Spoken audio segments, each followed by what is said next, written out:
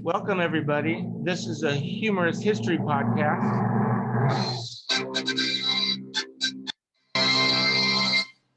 And we are, no doubt, the goofy historians. Today, we're going to talk about UFOs in history. But first, I just wanted to say thank you to all of our new subscribers and the people who bought merch.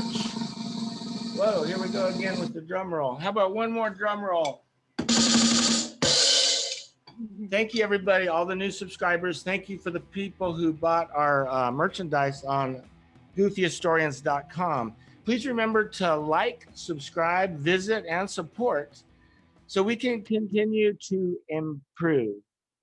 Now, today we're going to talk about UFOs in history, and we do have an anonymous guest with us that's joining us. It's helping us out, and she's from the left coast, and we're going to call her Lisa, because that's her name.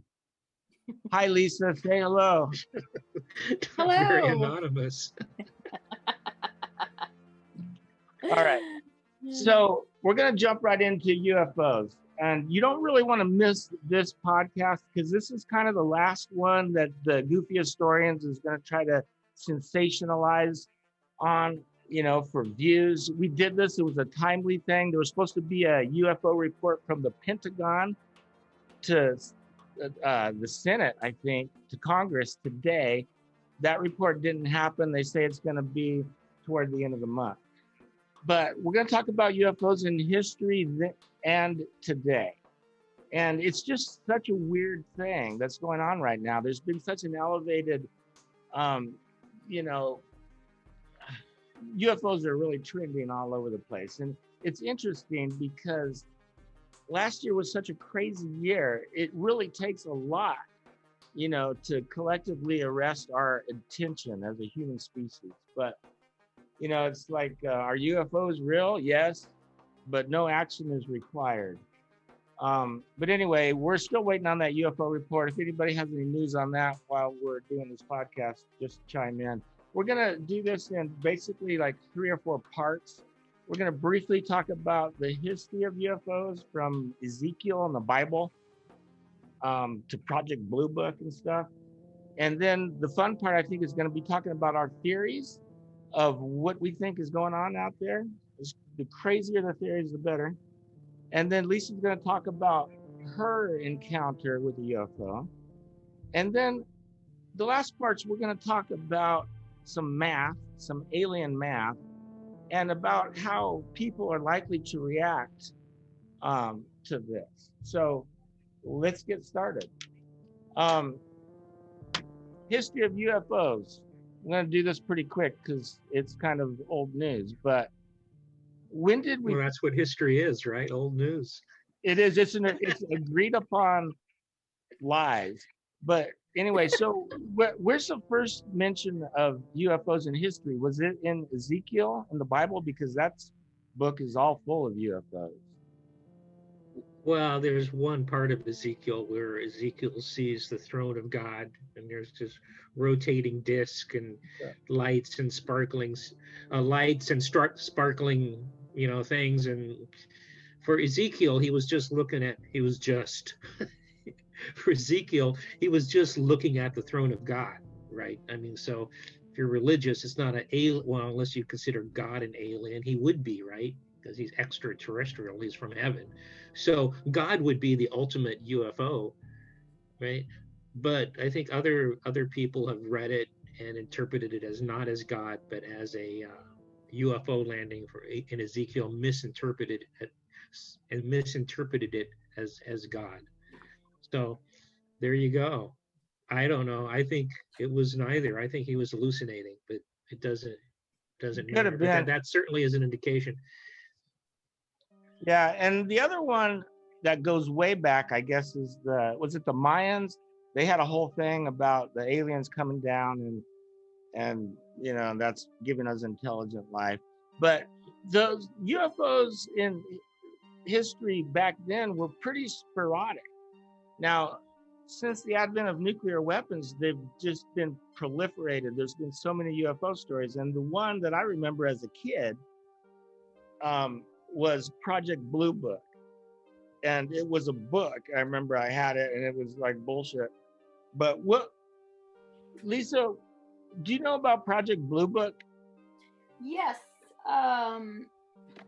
When was that done? It was established by the Air Force to investigate. Let me find my. That's all right. I mean, it was in the 70s for sure. And well, no, it was actually before that. It began in 1952 and ended in 1969. Yeah. And it had two predecessors, as a matter of fact. There was a Project Grudge and a Project Sign. Lisa, you're breaking up, so I don't know if that's going to be recorded very well. But suffice it to say, you were saying that the Project Blue Book started in the 1950s and it continued for a while. Yes. Yeah, and what it was the price of used spaceships to make sure you can get a like the Kelly Blue Book. Exactly. Yeah, exactly. Because my theory is that aliens sort of got marooned on planet Earth, and they can't get off, and so like they're like selling their spaceship on Blue Book, trying to get enough money to survive in order to get their Costco card. That's they're here to contact us about our extended warranty on our car. Extended warranty on their spaceship. That's what happened. They spent all their resources in their spaceship just getting here, and now their warranty is expired and they can't get off. Well, no, they came over here thinking that there were going to be dinosaurs, and they were going to use the dinosaurs for beasts of burden. But by the time they got here, the dinosaurs were dead and only humans. Yeah, and we don't make good beasts of burden. They go, we don't even make good food. Unless the aliens are really small. Unless they're really small. Well, there's no... I think it's like Men in Black, where we got the size thing wrong. It could be a whole civilization in the eye of a little pin. All right. So back to the history of UFOs real quick. We had Project Blue Book, and there's just countless. There's hundreds. No, but we have to talk about the Egyptians and the soccer player that shows up on the Saki goalkeeper that shows up on one of the Egyptians' walls. Oh, let's hear about that. No, it's not. People say he looks like he's in a spacesuit. Right, and so there's an indication that somebody came down in a spacesuit and they painted him on the Egyptian wall. So there is that. It was either an ancient alien or is an ancient soccer player. Well, the Egyptians, if anyone had an alien encounter, it was probably the Egyptians. Yeah, but the only problem with that is the Egyptians actually have a written language that we can read. And you just think, they were not shy about writing stuff on the walls of their tombs, and they never, except for that one drawing, they never bring it up. The Mayans had a written language too, but unfortunately the Catholics destroyed all their books because they thought they were demonic, and so we don't have too much information from them. So yeah, and there was some stuff in the Middle Ages where there was some flashing lights over Nuremberg or somewhere. But they think that was like a lightning storm and cloud to cloud lightning. But so that could be explained. Most phenomena can be explained. But, right. It's generally like one of those five things. It's like geese, it's clouds, it's instrumentation, or it's a weather balloon. And I wanted to combine them all together. It's a goose in a weather balloon with a mirror going through clouds. Smoking a joint. All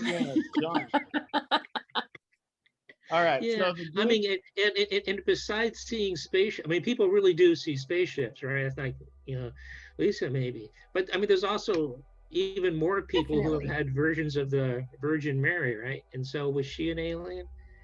I mean, not just one or two people, but like thousands of people at the same time have seen Virgin Mary. And I saw Virgin Mary on a piece of toast. Yeah, I did. I haven't. No, yeah, but this is actually. I mean, this was more than just a piece of toast. They've actually seen her. So, how do you explain that? I mean, maybe she was an alien too. I mean, that could be right. Or maybe she was. I mean, because I Well, think she started floating down. So would she be a flying object? right. That's why I wanted to talk about, um, jumping ahead a little bit, those 5 states of consciousness that we don't understand what consciousness is. We can't define something, and yet things happen and we don't freak out about it.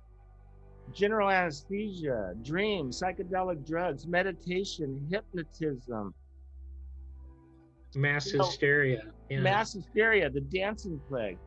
These are changes of consciousness that we clearly don't understand. And there's some weird commonalities. When people Yeah. take DMT, they often see the same weird little alien entities. So that's crazy.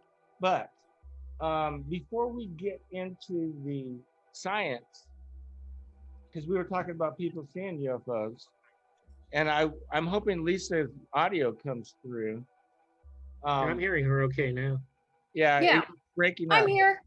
I'm here. Yeah, yeah. All Yeah. right, Lisa. So you had a UFO encounter there on the left coast. What year Yes. approximately was this? Well, it wasn't an encounter. It was a sighting. It was in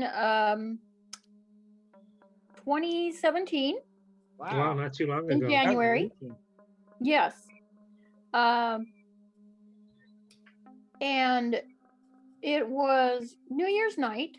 I was sitting in my living room, and I have a great big picture window in the living room, and I was looking. I just happened to be looking out, and I saw this bright green object. And first it was a quick flash, and then it slowed down, and it slowly began to lower towards the earth. And there was a bright neon green tail to it, and then the head of it was, once I kept looking at it, I realized it was egg-shaped, and I could see like air swirling around it at the part that was the closest to the ground. And it just, the with the tail flumes and the head, it looked like a giant neon green arrow, and it was just slowly lowering towards the earth. And unfortunately, I couldn't tell exactly where it was above the ground, because there's so many trees, but there's also open field. So I think something was landing, and it was landing in one of the open fields around here.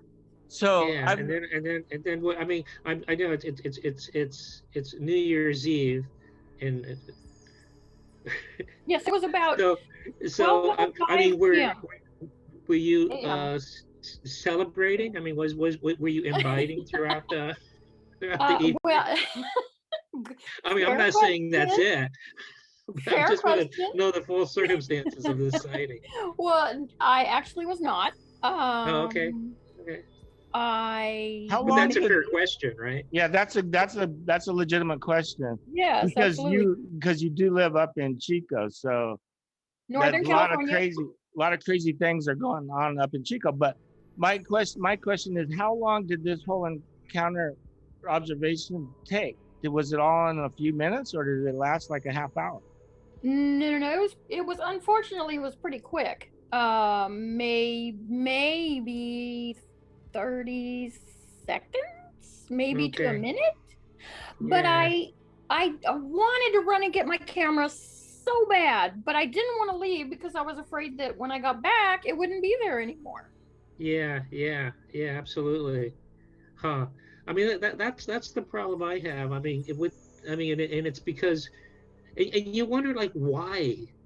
like what purpose would they have landing in a field for like 5 minutes and then leaving again? Like Well, there was some sightings in Australia where these two, and it was 50, so it was the class. well, It wasn't a flashing light, but it was the classic UFO saucer thing that you saw in the 50s. That was very popular, right? But it landed, and there's like 30 kids, grade school kids, like between 7 and 12, so they're still alive, right? It was like in the 60s or something, and it came and it hovered, and then it left. It's like collecting evidence. I don't know. Yeah, it was like, No, what were but you're what were the assuming that, aliens thinking? What were they weren't refueling. What were they weren't right? getting, maybe there was no They're, Costco nearby. I mean, they're what would studying us. Yeah, for so like that 5 minutes and then they go away? Yeah, I don't know. so Well, but Lisa, let me in ask you a question. in So, my incident though, it did not disappear. It landed. I all right. I saw nothing leave the area. It was there and it lowered to the ground and then Okay. So my question, Lisa, is how did you feel afterwards? Were you shaken? Were you scared? Were you excited? I was excited. I was like, I wanted to. My roommate was asleep, and I wanted to go. I should have yelled to wake him up, but I didn't. Yeah. Kind of wish I would have, because I. So was it mostly like a light, or what did it? Was it a classical saucer? Did it have a definite form? It was not a classical saucer. It was definitely egg-shaped. There were no flashing lights, but it was luminescent, just a bright green. Okay. Yeah. Okay. So maybe they have the newest model. Maybe we're getting new ones. Because you didn't see those in the 60s, right? But yeah. So could it have been something other than a spaceship? Could it have been a spectral phenomenon, like a ghost or a spirit, or if you you know what I mean? I don't think so. I would not describe it that way. All right. So, Lisa, my next question is, so after this, you were kind of excited and stuff. You had one or two choices. You could not tell anybody about it, or you could tell everybody about it. And I know that this was the first time I've heard this story, although you did mention that you had seen one, but I didn't want to hear the details. Were you telling people or not? Because that's a big thing. A lot of people, especially military, when they encounter it, they don't speak up. They don't want to be labeled as kooky.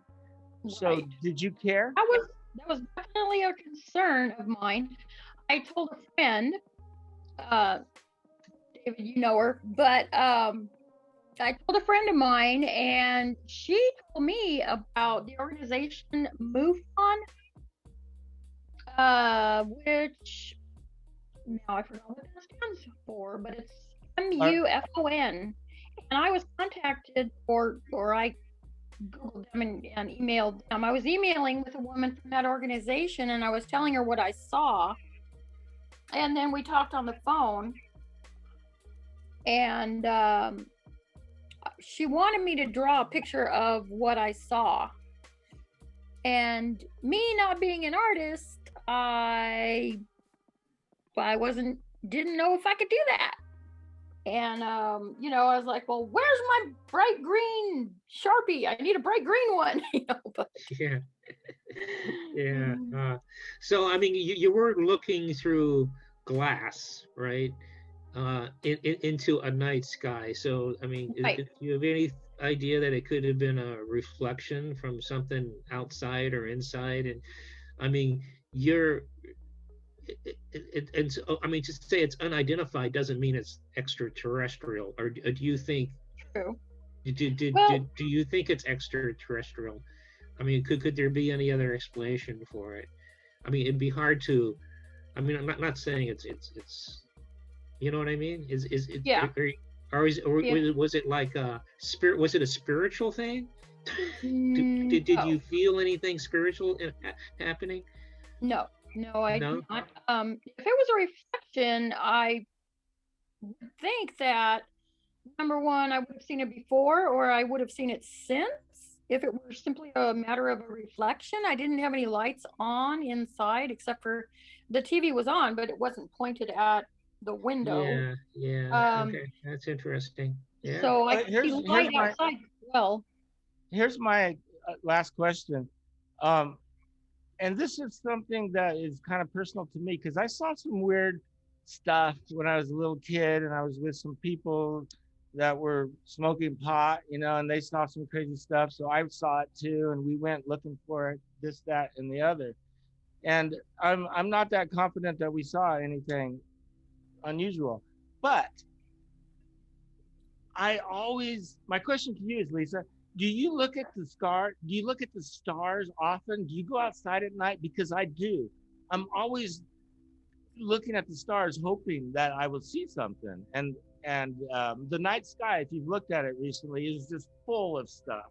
You've got Elon Musk constellation satellites. You've got airplanes. There's just tons of stuff going on up there. But I still look. Do you look? To see if you can see it again? I do look, but the sky here, it's not even as it's just not.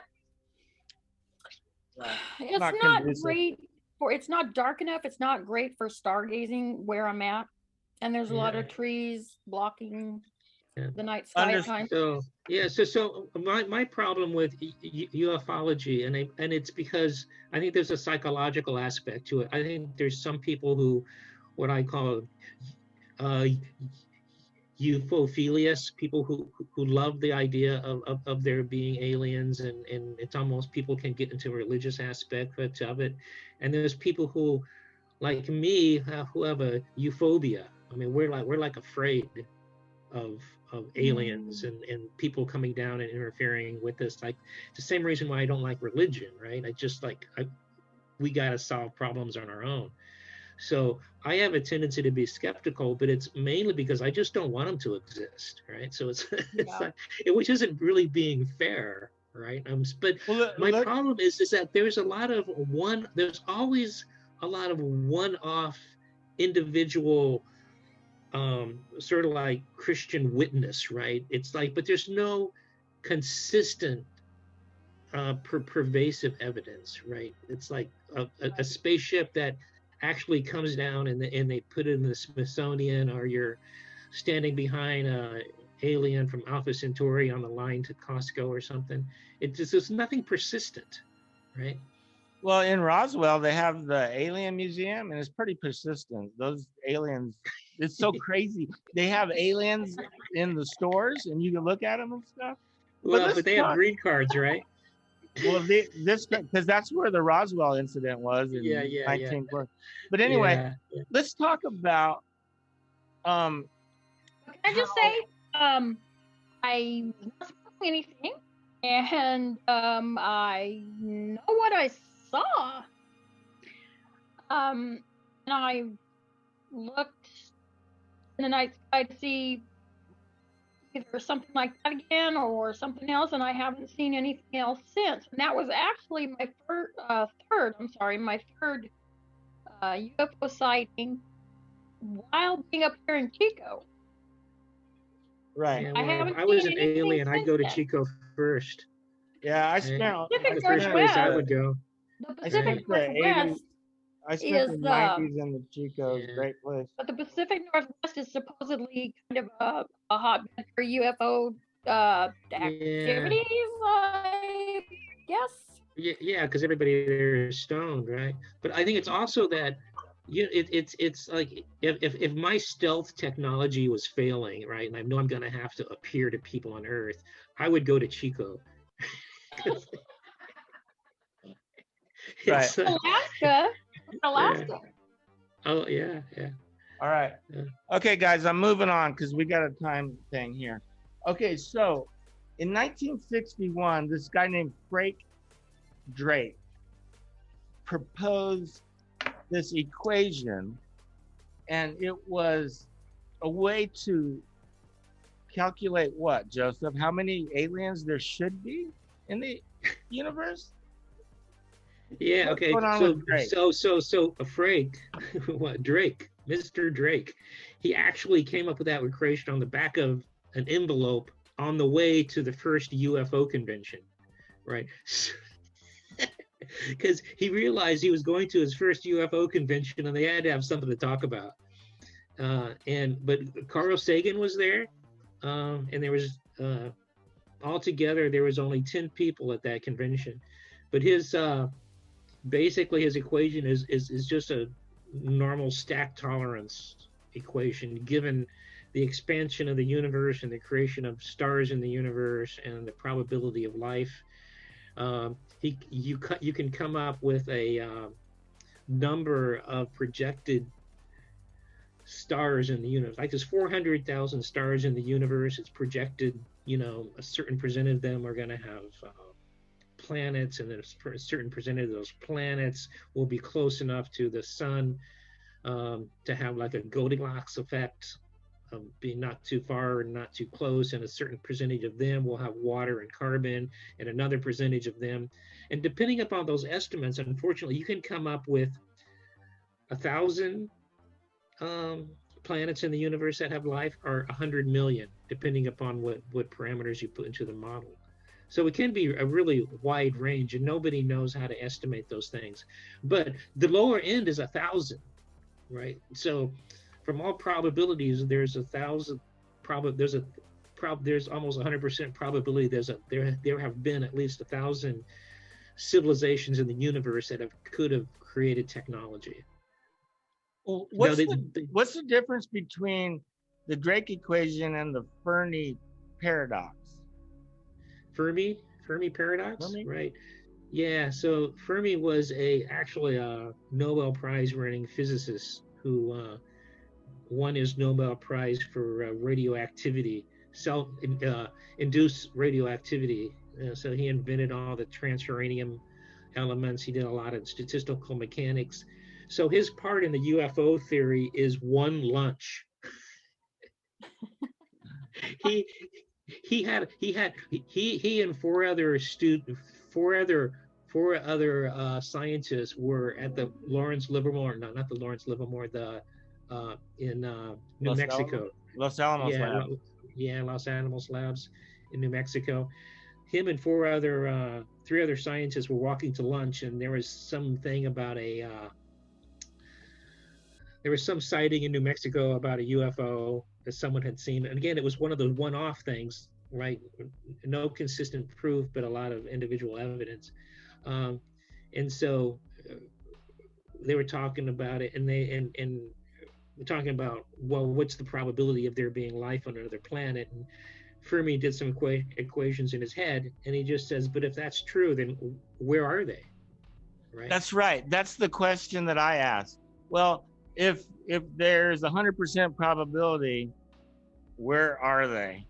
So yeah, I think that's yeah. So we can talk. Well, Lisa had an experience, and there's about 10,000 experiences a year. Now, most of those can be explained, right? So, but still, there's like 100 or so a year that can't be explained. But what's weird? No persistent evidence.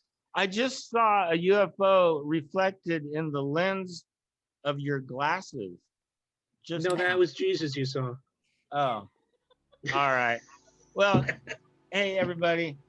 Does anybody else have anything to say before we wrap this up?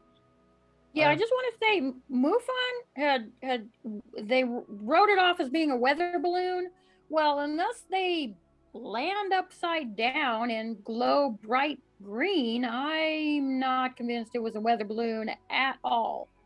Well, there you go. Well, no, yeah, no, I mean, it's not a weather balloon. It could have been light reflect. I mean, it was a New Year's Eve. There's probably extra lights that you're not going to have normally, but it was probably a goose with a mirror going through a cloud. But anyway, before we run out of time, I gotta tell everybody. Sorry, Lisa, but I gotta get this out before the video runs out. goofyhistorians.com, you can buy a t-shirt that you can be on team like that's pro UFO or a team that's scared of UFO. So go to the Oh yeah, website. it's called euphobia if you're afraid of UFOs like me, or it can be eupophilia, which is You, if you're in love with UFOs, and or you can just be indifferent to UFOs.